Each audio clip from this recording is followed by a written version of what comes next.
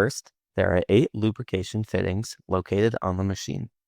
2 are located on the side arm upper pivots, 1 on the hydro belt idler pivot, 2 on the side arm lower pivots,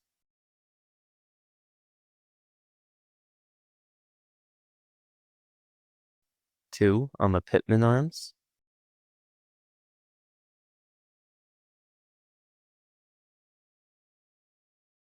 as well as 1 on the caster wheel pivot.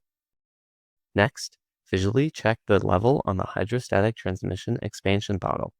It should be filled to the full cold line.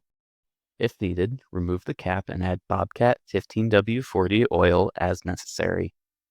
Next, to check the engine oil level, ensure the machine is on a flat, level surface. Remove the oil fill cap by turning it counterclockwise.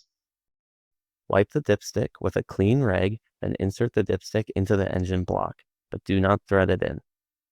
Remove the dipstick and observe the oil level. The oil should be shown on the dipstick. Add SAE10W30 synthetic engine oil as necessary to maintain an engine oil level in the cross-hatched area. When the oil is at the correct level, install the dipstick and tighten.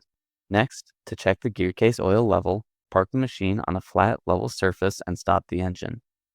Tip the machine forward and let it rest on the front bumper for several minutes, then tip the machine back to the operating position and allow it to rest for several minutes so the oil can level off. Place a container below the level port plug, then remove the plug.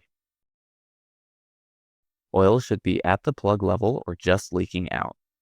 If the level is low, remove the fill port plug and add a small amount of high-quality EP140 gear oil until oil can be seen flowing from the level port plug.